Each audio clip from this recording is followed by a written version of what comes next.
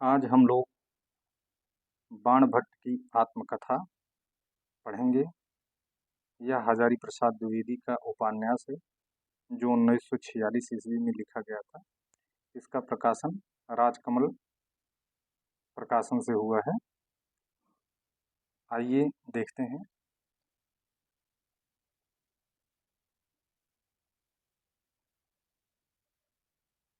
आचार्य हजारी प्रसाद द्विवेदी द्वारा लिखित बाणभट्ट की आत्मकथा, जो यूजीसी नेट एवं एमपी असिस्टेंट प्रोफेसर के सिलेबस में लगा हुआ है।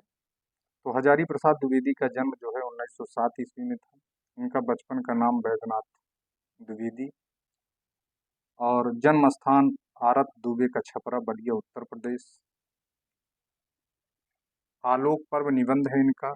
1973 में साहित्य अकादमी पुरस्कार मिला।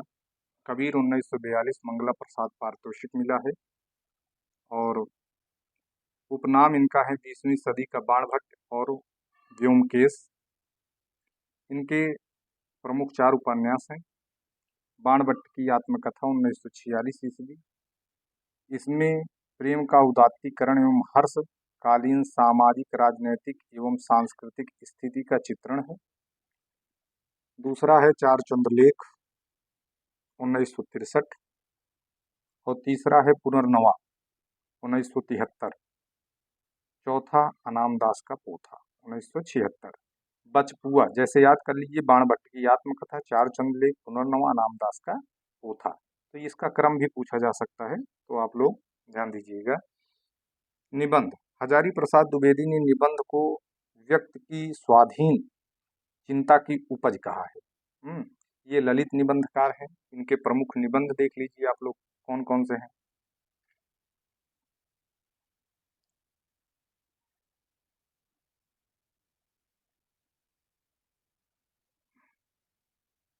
देखिए, अशोक के फूल 1948, कल्पलता 1951, मध्यकालीन धर्म साधना 1952, विचार और वितर्क 1957, विचार प्रवाह, कुटज 1964, साहित्य सहचर 1965, आलोक पर्व 1972। इनके प्रमुख निबंध हैं, निबंध संग्रह हैं। और अब आगे आ जाइए। इनके प्रमुख निबंध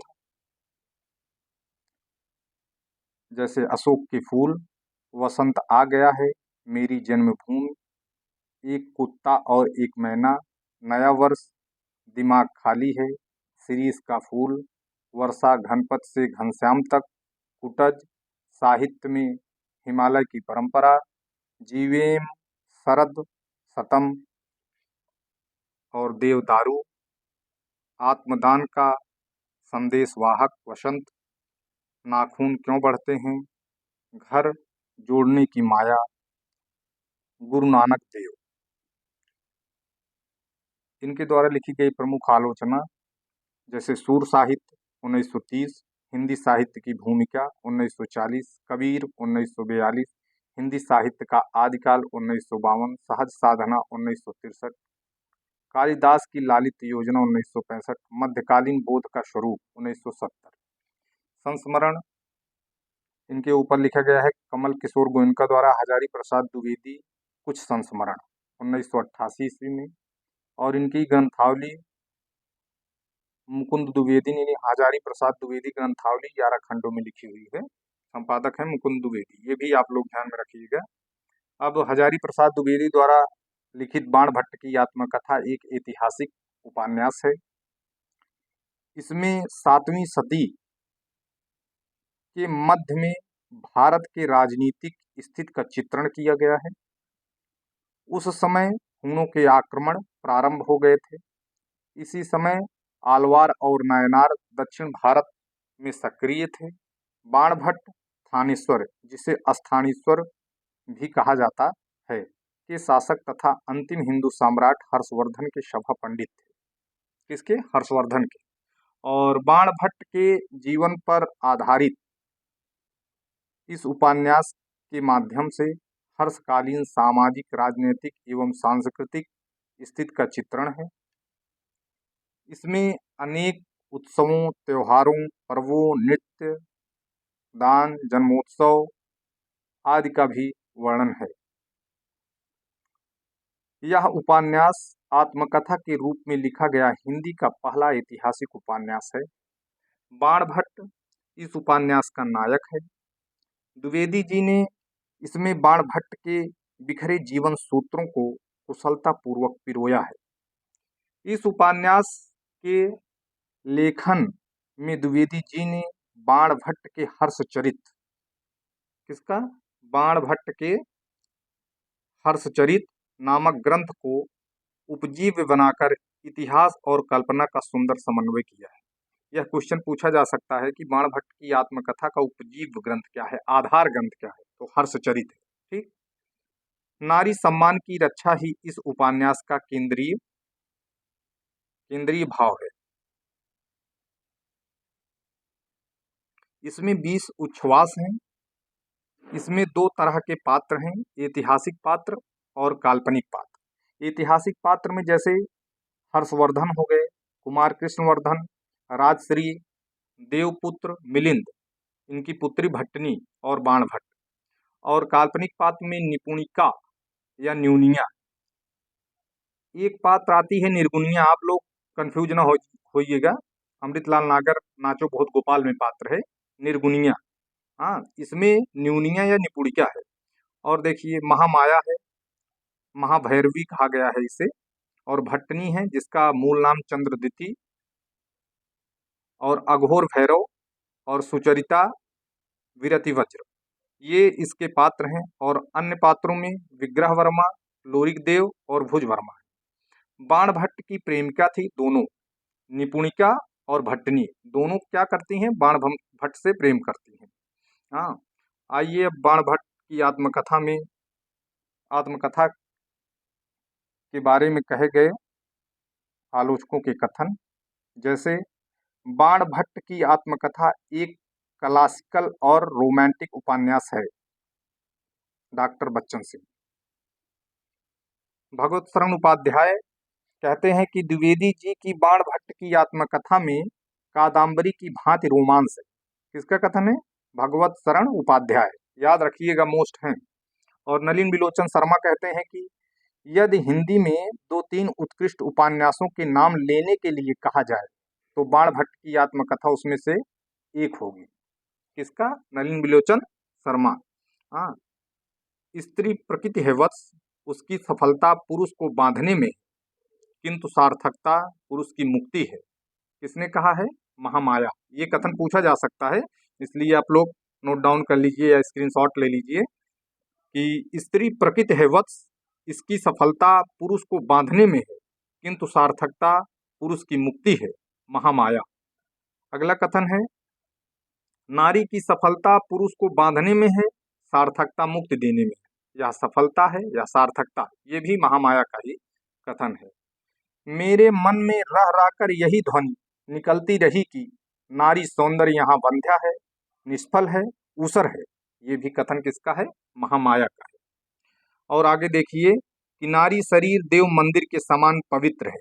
जहां इस शब्द का वो आया है तो ये बाणभट्ट निपुणिका से कह रहे हैं कि नारी शरीर देव मंदिर के समान पवित्र है। ये जब आप मूल टेक्स्ट बुक पढ़ेंगे बाणभट्ट की आत्मकथा, उसमें बाणभट्ट के द्वारा ये कहा गया है। हाँ, तो ये बाणभट्ट ने निपुणिका के लिए कहा है।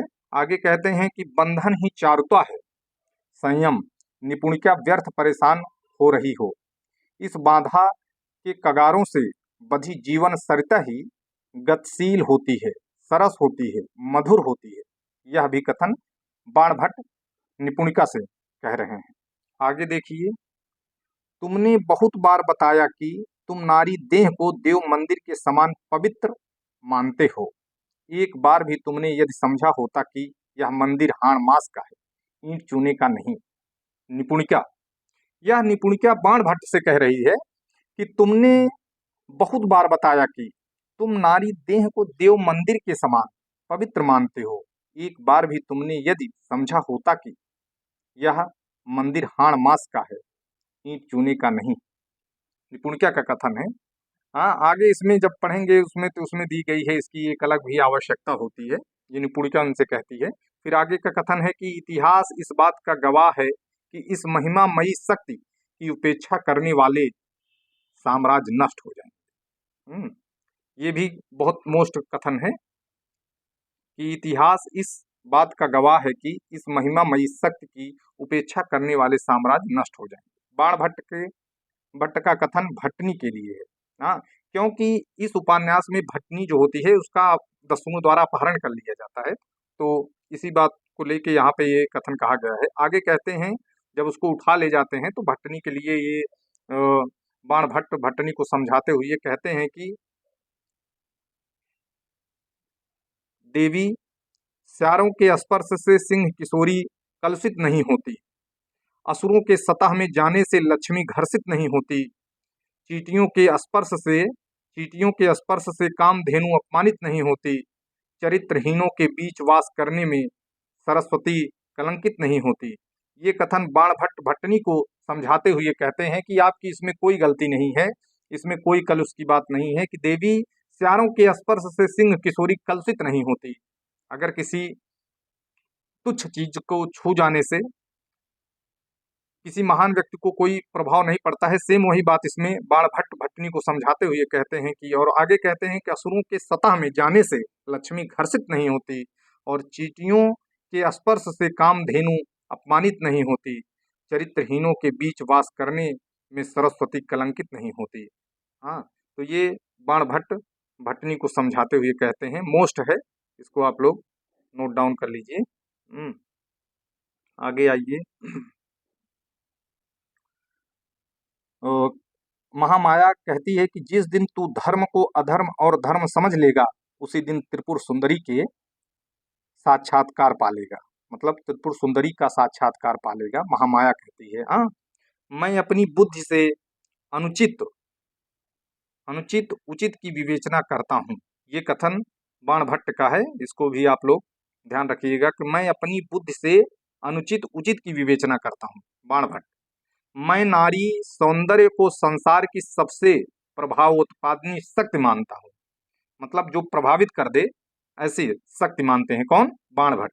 मैं नारी सौंदर्य को संसार की सबसे प्रभावोत्पादनी शक्ति मानता हूँ, बाणभट्ट का कथन है। आगे आइए, इसमें हजारी प्रसाद द्विवेदी ने बाणभट्ट के माध्यम से नारी के प्रति कहलवाया है कि क्या संसार की सबसे बहुमूल्य वस्तु इसी तरह अपमानित होती रहेंगी? कितना बढ़िया, इसमें सोचिए स्त्री को मतलब कितना ऊंचा दिखाया गया, उनकी आत्मरक्षा के लिए ही लिखा गया ये उपन्यास है। हाँ, और कथा के प्रारंभ में बताया गया है कि मिस कैथराइन ऑस्ट्रेलिया भ्रमण पर ऑस्ट्रिया भ्रमण पर भारत में थी। सोन नदी के किनारे मिली इस एक पांडुलिपि को उन्होंने द्विवेदी जी को अनुवाद के लिए दी। उस पांडुलिपि पर शीर्षक के रूप में लिखा था, अथ बाणभट्ट की आत्मकथा लिखते। अथ बाणभट्ट की आत्मकथा लिखते। तो ये उसमें लिखा हुआ था, ये मूल बुक में आगे के पृष्ठ में छपा हुआ है।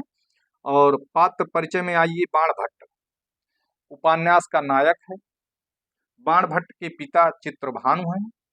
बाणभट्ट का वास्तविक नाम दक्ष था। ये इधर उधर घूमा करते थे, इसलिए इन्हें लोग बंड कहा जाता था, मतलब इन्हें लोग बंड कहने लगे थे, इधर उधर घूमने की वजह से इनका नाम पड़ गया था बंड। इन्हें संस्कृत में बाण कहते हैं। ये वात्स्यायन वंशीय जयंत भट्ट के 11 पुत्रों में सबसे छोटे चित्रभान के पुत्र थे। पूछा जा सकता है कि बाणभट्ट किसके पुत्र थे? चित्रभान के। ठीक है, निपुणिका और भट्टनी दोनों बाण से प्रेम करती हैं, आगे ही बता दिए थे, निपुणिका और भट्टनी दोनों बाण से प्रेम करती हैं, क्वेश्चन पूछा जा सकता है। भट्टनी देवपुत्र तुवन मिलिंद की कन्या, इनका दस्युओं द्वारा अपहरण होता है और बेच दिया जाता है। किसका? भट्टनी को। निपुणिका को बाणभट्ट तथा कृष्णवर्धन के द्वारा बचाया जाता है और दस्युओं के स्पर्श से इनका घमंड चूर चूर हो जाता है, भट्टनी को। और न्यूनिया या निपुणिका आती हैं, अस्पृश्य जात की कन्या है, कांदविक से विवाह हुआ है। फिर जब ये बिछड़ जाती है तो कई सालों बाद, लगभग 6 वर्षों बाद, ये पान बेचते हुए फिर बाणभट्ट से मिलती है तो कहती है कि ये ईश्वर की कृपा है कि जो आप हमसे मिले हैं, बहुत प्रसन्न होती है। हाँ, आगे देखिए, कहते हैं कि उपन्यास बाणभट्ट की आत्मकथा 7 दिनों की कथा है और 3 महीने के अंतराल के साथ कहा गया है और इसका उद्देश्य आज़ादी के पहले की स्थिति से परिचित कराना है। फिर आगे आइए, निपुणिका व भट्टनी का प्रेम संयत, अनुशासित व उदात्त है। उसमें वासना की गंध लेस मात्र भी नहीं है, अर्थात उसमें वासना की जो गंध है तनिक भी नहीं है, थोड़ी भी नहीं है, मतलब रच मात्र भी नहीं है। हाँ, ऐसा प्रेम है। आगे कहते हैं कि द्विवेदी जी ने तत्कालीन वातावरण प्रस्तुत करने के लिए संस्कृत निष्ठ भाषा का प्रयोग किया है, जैसे हला निपुण के संबोधन हेतु। हाँ, इसमें बड़े बड़े संस्कृत शब्दों का उपयोग किया गया है, बड़ी बड़ी लंबी लंबी पंक्तियां आई हैं जो सामान्य पाठकों के लिए दुर्लभ हो सकती हैं पढ़ने में। हाँ, इनमें तत्सम शब्दों का प्रयोग किया गया है। धन्यवाद। अगर वीडियो अच्छी लगी हो तो आप लोग लाइक और शेयर करिएगा। और इसमें एक चीज हम आपको और बता देते हैं, पढ़ के सुना देते हैं कि इसके लास्ट में पृष्ठ पे छपा हुआ है कि आचार्य हजारी प्रसाद द्विवेदी जी विपुल रचना सामर्थ्य का रहस्य उनके विशद शास्त्रीय ज्ञान में नहीं बल्कि उस पारदर्शी जीवन दृष्टि में निहित है जो युग युग का नहीं, युग युग का सत्य देखती है। इसकी प्रतिभा ने इतिहास का उपयोग तीसरी आंख के रूप में किया है और अतीतकालीन चेतना प्रवाह को वर्तमान जीवन धारा से जोड़ पाने में वह आश्चर्यजनक रूप से सफल हुई है। बाणभट्ट की आत्मकथा अपनी समस्त औपन्यासिक संरचना और भंगिमा में कथाकृति होते हुए भी महाकाव्यत्व की गरिमा से पूर्ण है। इसमें द्विवेदी जी ने प्राचीन कवि बाण के बिखरे जीवन सूत्रों को बड़ी कलात्मकता से गूंथ कर एक ऐसी कथा भूमि निर्मित की है जो जीवन सत्यों से रसमय साक्षात्कार कराती है। बाणभट्ट की आत्मकथा का कथानायक कोरा भावुक कवि नहीं वरन कर्मनिरत और संघर्षशील जीवन योद्धा है। उसके लिए शरीर केवल भार नहीं, मिट्टी का ढेला नहीं, बल्कि उससे बड़ा है और उसके मन में आर्यावर्त के उद्धार का निमित्त बनने की तीव्र बेचैनी है। अपने को निःशेष भाव से दे देने में जीवन की सार्थकता देखने वाली न्यूनिया और सब कुछ भूल जाने की साधना में लीन महादेवी भट्टनी के प्रति उसका प्रेम जब उच्चता का वर्ण कर लेता है तो यही गूंज अंत में रह जाती है, वैराग्य क्या इतनी बड़ी चीज है कि प्रेम देवता को उनकी नयनाग्नि में भस्म करा के ही कवि गौरव का अनुभव करे। अंत में 4 पंक्तियां हजारी प्रसाद द्विवेदी की ओर हैं कि इस उपन्यास में वह वाणी मुखरित है जो साम गान में सामान पवित्र और अर्थपूर्ण है। सत्य के लिए किसी से न डरना, गुरु से भी नहीं, मंत्र से भी नहीं, लोक से भी नहीं और वेद से भी नहीं। आचार्य हजारी प्रसाद द्विवेदी।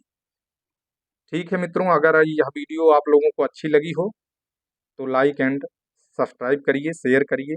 धन्यवाद।